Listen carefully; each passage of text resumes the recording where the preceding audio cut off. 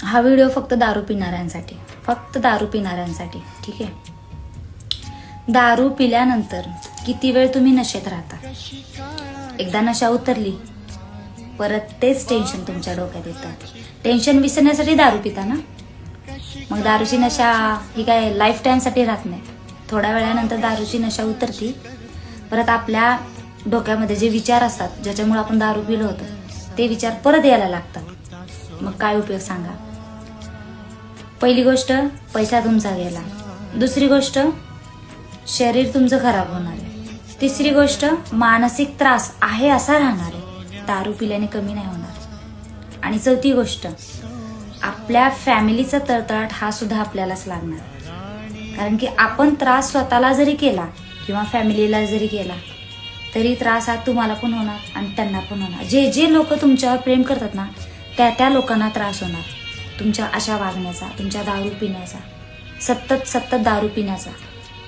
तुम्हाला काय 10-15 लिव्हर दिलेत का देवानी? उठ सूट दारू प्यायची. कशाला स्वतःचं आयुष्य मारून जगताय? कुणासाठी स्वतःला मारायचं? कुणासाठी टेन्शन स्वतःला विसरायचं? देवळात जावा, भजनाला जावा, कीर्तनाला जावा, एखादा मूवी बघा, चांगल्या मित्रांमध्ये जावा, जे पॉझिटिव्ह बोलतात त्यांच्यामध्ये जावा. लोकांमुळं स्वतःच्या शरीराला, स्वतःच्या मनाला, स्वतःच्या कुटुंबाला त्रास नाही द्यायचा. हे आयुष्य आहे ना एकदाच भेटतं. मेल्यानंतर मला पण माहित नाही की पुढं काय होणार आहे आणि तुम्हाला पण माहित नाही. सो ना, दारूमुळं स्वतःचं आयुष्य खरंच बर्बाद करू नका आणि तुमच्या कुटुंबाचं तर अजिबात करू नका.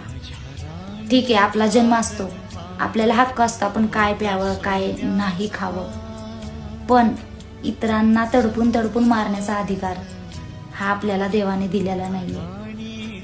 ठीक आहे. आणि तुम्ही म्हणत असाल की तुला काय करायचं, तुझ्या पैशाची आम्ही दारू पिते का? माझ्या पैशाची दारू पित नाहीये मी. नेहमी चांगलंच सांगते.